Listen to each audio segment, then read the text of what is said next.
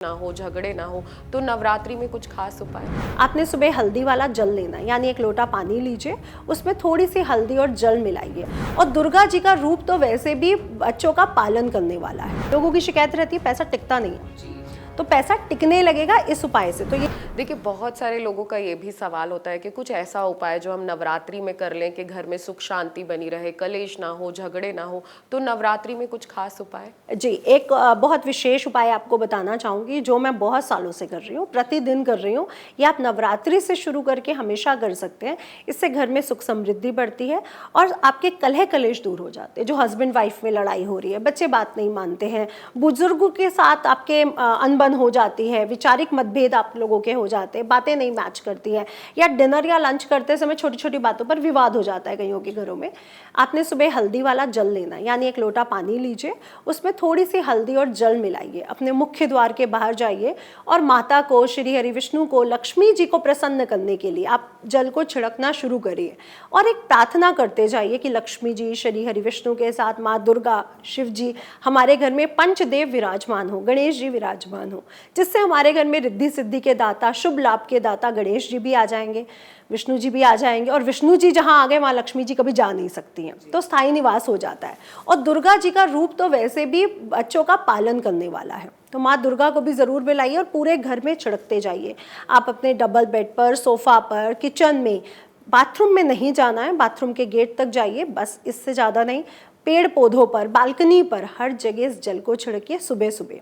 और आप देखेंगे इसके बाद आप अपनी पूजा वगैरह कर लीजिए, सूर्य देवता को जल देना, मंदिर में पूजा करना। आप देखेंगे कि कुछ ही दिनों में आपके घर का वातावरण चेंज हो जाएगा और पैसा आप लोगों के घर टिकने लगेगा। लोगों की शिकायत रहती है पैसा टिकता नहीं है, तो पैसा टिकने लगेगा इस उपाय से। तो ये हल्दी वाला जल हमारे जीवन में प्रॉस्पेरिटी को लाता है, विष्णु तत्व को बढ़ाता है, और जब विष्णु तत्व बढ़ जाता है तो श्री यानी लक्ष्मी तत्व अपने आप स्ट्रांग हो जाता है। जी, नितिशा जी, बहुत छोटे उपाय आप बता रहे हैं और ये कोई भी कर सकता है।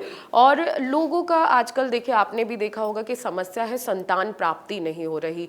कई डॉक्टरों को दिखा लिया, बहुत पूजा पाठ कर लिया, लेकिन ऐसा कुछ नवरात्रि में एक बार कोशिश करें या कुछ उपाय करें ताकि माता रानी का आशीर्वाद उन पर बना। तो जैसे कि मैंने आपको बोला, जो गर्भ धारण नहीं कर पा रही है या फिर जो गर्भ धारण तो किया है सूर्य ग्रहण के कारण या और कोई तकलीफ ना हो उनके जीवन में, तो आप माँ कुष्मांडा की पूजा जरूर करें, आराधना जरूर करें।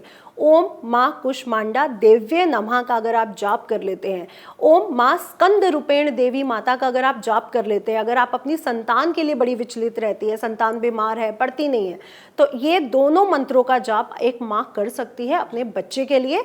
गर्भ धारण के लिए ओम कुष्मांडा दिव्य नमः, और संतान अगर हो चुकी है उसके लिए ओम स्कंद माता रूपेण दिव्य नमः आप जाप करिए। आपको दोनों ही चीज़ों में बहुत ज़्यादा अच्छे फल मिलेंगे। और अगर आपका दाम्पत्य जीवन अच्छा नहीं है, हस्बैंड वाइफ में नहीं बनती है, तो ओम कात्यायनी दिव्य नमः, क्योंकि कात्यायनी देवी दाम्पत्य जीवन का स्वरूप है, तो इसके लिए भी आप कर सकते हैं। और अगर आप लव मैरिज करना चाहते हैं, प्रेम विवाह चाहते हैं, तो भी माँ कात्यायनी देवी आपके जीवन में आपके प्रेम को बढ़ा सकती हैं, आपके प्रेम को ला सकती हैं। तो ओम कात्यायनी देवी नमः का जाप भी आपके जीवन में प्रेम विवाह को बढ़ा सकता है, प्रेम विवाह ला सकता है। जी बिल्कुल, ज्योतिष में इतने सारे उपाय हैं। आप अपना सवाल बताइए, हम आपको उत्तर देंगे। और अगर आपके भी कोई सवाल है तो आप हमें कमेंट करते जाइए। नितिशा जी का समय निकाल के हम आपको हर सवाल के जवाब देने के लिए यहाँ बैठे भी हैं। नितिशा जी, नवरात्रि का मौका है और आपने कई उपाय बता दिए। जो 12 राशियां हैं वो हमेशा। अगर आपको हमारा ये वीडियो पसंद आया हो तो हमारे चैनल जीवांजलि को सब्सक्राइब करें